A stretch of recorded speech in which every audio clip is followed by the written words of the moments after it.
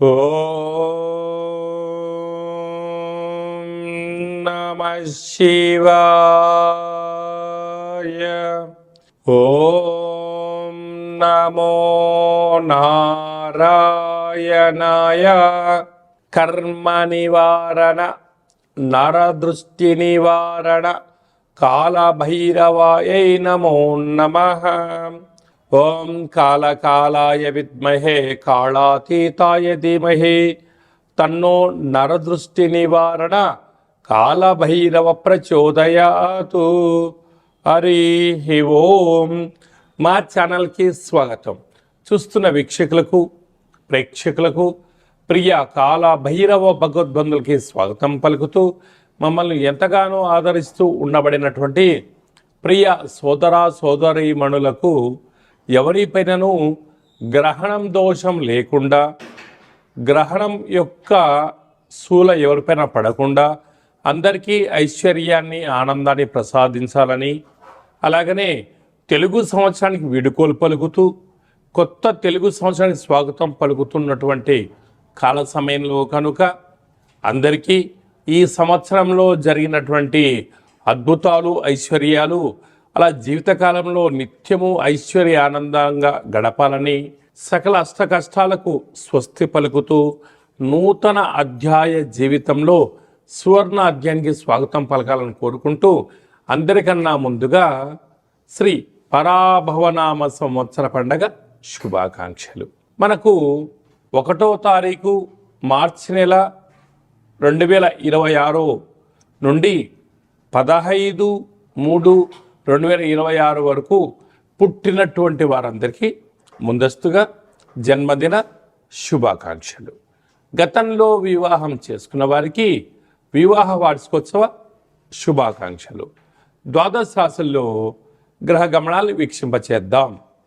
మిథున రాశిలో దేవగురు బృహస్పతి సంచార స్థితి, సింహరాశిలో కేతు సంచార స్థితి, కుంభరాశిలో చతుర్గ్రహ సంచార స్థితి, రవి, కుజ, బుధ, రాహు సంచార స్థితి, మీనరాశిలో శుక్రుడు మరియు శని సంచార స్థితితో ద్వాదశ రాశుల్లో గ్రహ గమనాలు ఈ విధంగా ఉన్నాయి.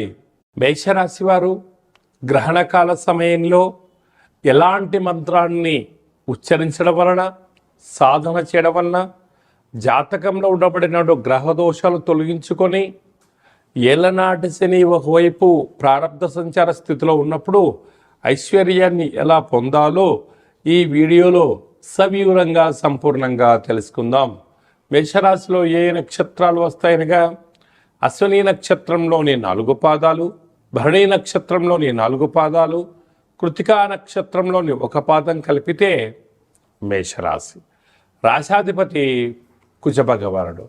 వీరికి రాశి నుండి తృతీయంలో గురు సంచార స్థితి, పంచమ స్థానంలో కేతు సంచార స్థితి, అంటే సింహరాశిలోనే పుబ్బా నక్షత్రంలో గ్రహణం జరుగుతుంది కనుక మేషరాశి వారికి పెద్దగా దోషము లేదు. మధ్యమ సంచార స్థితిలో ఉన్నప్పుడు వీలైనంత వరకు ఆ గ్రహణకాల సమయంలో నవగ్రహ మంత్రములను, చంద్రుడి యొక్క మంత్రములను ఉచ్చరింప చేయడం వలన అద్భుతమైన ఐశ్వర్య యోగం కలుగుతుంది.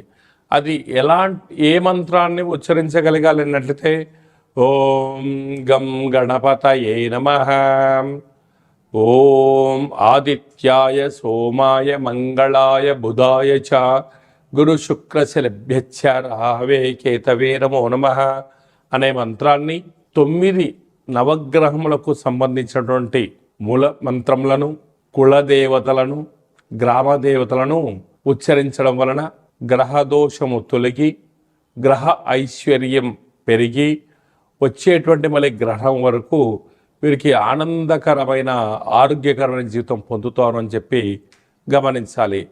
ఏడాది తర్వాత ఏకాదశి స్థానంలో కుంభరాశిలో చతుర్గ్రహ సంచార స్థితి, అంటే లాభస్థానంలో ఆత్మకారకుడు రవి, రుణరోగ శత్రుకారకుడు కుజుడు, బుద్ధికారకుడు బుధుడు, కళత్రత స్వరూపమైనటువంటి శక్తి స్వరూపమైనటువంటి వాస్తు నరదృష్టి కారకుడైనటువంటి రాహుతో కలిసి కుంభరాశిలో ఏకాదశంలో 4 గ్రహాలు ఉంటున్నాయి కనుక మేషరాశి వారికి చాలా యోగదాయకం అని చెప్పి గమనించాలి.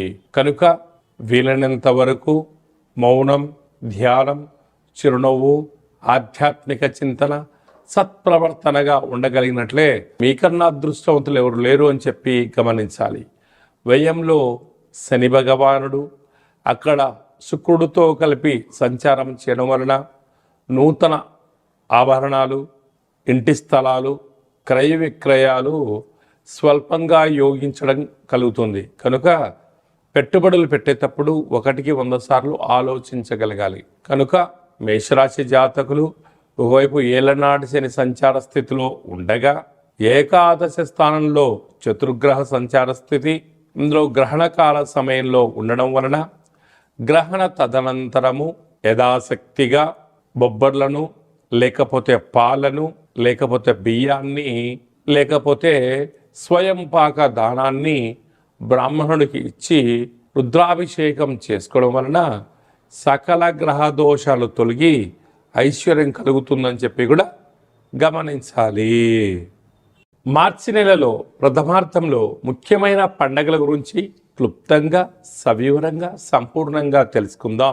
మనకు 3వ తారీఖు 3వ నెల 2026వ సంవత్సరంలో మనకు చంద్రగ్రహణం జరుగుతుంది. కనుక చంద్రగ్రహణము మధ్యాహ్నము 3 గంటలకు ప్రారంభమయ్యి సాయంత్రం 7 గంటల వరకు కొనసాగుతుంది. కనుక 3 గంటల ముందరలోనే భోజనం చేయాలి. కనుక 11 గంటల లోపనే అందరూ భోజనం చేయండి. గ్రహణకాల సమయంలో వీలైనంత వరకు తినడం, వాదించడం, కోపతాపాలకు అవకాశం ఇవ్వకుండా మౌనం, ధ్యానం, ఏకాగ్రత, సత్ప్రవర్తనగా ఉండగలిగినట్లయితే గ్రహణ దోషం తొలగి రాబోయే వచ్చేటువంటి గ్రహణం వరకు ఎలాంటి ఆటంకాలు ఉండవని చెప్పి గమనించాలి. గ్రహణకాల సమయంలో నిల్వ ఉండబడిన వస్తువులను ఆ రాత్రి కానీ మరుసటి రోజు కానీ దయచేసి భుజించవద్దు. నిల్వ ఉండబడినటువంటి పదార్థాలలో దర్భను వేసి ఉంచండి.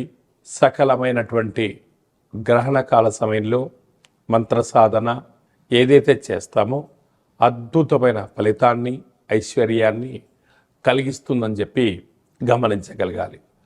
11వ తారీఖున పాల్గొన మాస బహుళ అష్టమి, అంటే ఈ తెలుగు సంవత్సరాదిలో చివరి అష్టమి కనుక ఈ సంవత్సరంలో జరిగినటువంటి అష్ట కష్టాలను తొలగించుకొని రాబోయేటువంటి శ్రీ పరాభవనామ సంవత్సరానికి స్వాగతం పలుకుతున్న కాల సమయంలో ఇంటిలో శుద్ధి పెట్టుకొని నింబకుస్మ దీపాన్ని కానీ, నారికేల దీపాన్ని కానీ, అలా కుష్మాండ దీపాన్ని కానీ పెట్టి కాళ్ళ భైరవ స్వామి యొక్క స్మరణ, ధ్యానము చేయగలిగినట్లయితే సకల అష్ట కష్టాలు తొలగిపోయి ఈ సంవత్సరంలో మనపైన ప్రసరించినటువంటి నరదృష్టి, శత్రు ప్రభావాలు అన్నీ తొలగిపోతాయని చెప్పి గమనించాలి. అలా కుదరలేనటువంటి వారు ఈ కింది నంబర్ సంప్రదించినట్లయితే మన యొక్క దేవాలయంలో నిత్యము కాళ్ళభైరవ హోమ కార్యక్రమాలను ఆచరింపచేయడం జరుగుతుంది. కనుక అందరికీ వీడియో కాల్ ద్వారా చూపించి మీ గోత్రనామములతో కాళ్ళభైరవ పూజ, హోమ కార్యక్రమం చేయించి ప్రసాదంను మీకు పంపించడం జరుగుతుందని చెప్పి కూడా గమనించాలి. అలాగనే మీ వ్యక్తిగత జాతకం తెలుసుకోవాలనుకుంటున్నారా? మీ పేరు, పుట్టినటువంటి తేదీ, నెల, సంవత్సరం, పుట్టిన సమయాన్ని వ్రాసి మీరు పంపించగలిగినట్లయితే 100 సంవత్సరముల జాతకాన్ని సవివరంగా, సంపూర్ణంగా వ్రాసి మీకు వాట్సాప్ ద్వారా పంపించి మీరు పుట్టినప్పుడు గ్రహ గమనాలు ఎలా ఉన్నాయి, ప్రస్తుతం ఎలా ఉంటున్నాయి, రాబోయే కాలంలో ఎలా ఉండబోతున్నాయో సవివరంగా, సంపూర్ణంగా తెలియజేయడం జరుగుతుందని చెప్పి గమనించాలి. చాలామందికి పుట్టినటువంటి కాల సమయంలో డేటా బర్త్లు లేనటువంటి వారికి మీ పేరు యొక్క మొదటి అక్షరాన్ని అనుసరిస్తూ రాశిని తెలియచేస్తూ రాశి యొక్క స్థితిగతులను వివరిస్తూ రమణ శాస్త్రం ద్వారా అనగా గవళ ద్వారా భూత భవిష్యత్ వర్తమానాన్ని తెలియచేయడం జరుగుతుంది. రమణ శాస్త్రం ద్వారా కాళభైరవ ఉపాసన చేత సంపూర్ణమైనటువంటి విషయ పరిజ్ఞానం చేత మనము జీవితాన్ని తెలుసుకుందాం. జాతకంలో ఉండబడినటువంటి ఆటంకాలను తొలగించుకుందాం. జాతకంలో ఉండబడిన యోగాన్ని తెలుసుకుందాం. ఆనందకరమైన జీవితాన్ని పొందుదాం అనేటువంటిది చిన్న విన్నపం. కనుక ఈ కిందిని మనం సంప్రదించి అపాయింట్మెంట్ తీసుకొని సంప్రదించగలరు. అందరికీ శుభాన్ని, జయాన్ని, ఐశ్వర్యాన్ని ప్రసాదించాలని ఈ తెలుగు సంవత్సరానికి వీడుకోలు పలుకుతూ కొత్త సంవత్సర కాలం సమయంలో అందరికీ ఆనందాన్ని ప్రసాదించాలని మనసారా మనం కూడా మరొక్కసారి కాళభైరవ స్వామి గారిని కోరుకుంటూ ఆశీర్వచనం. శతమానం భవతి శతాయు పురుష సతేంద్రియ ఆయుష్యేవేంద్రియే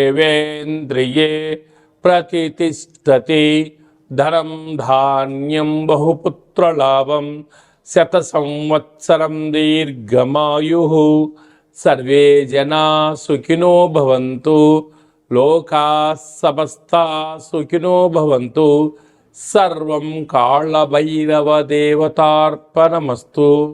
హరి ఓం. ఈ వీడియో మీకు నచ్చినట్టయితే మా ఛానల్ని సబ్స్క్రైబ్ చేసుకోండి, లైక్ చేయండి, షేర్ చేయండి. భగవద్బంధులకు మిత్రులకు స్నేహితులకు చేరవేసి హిందూ ధర్మాన్ని కాపాడండి.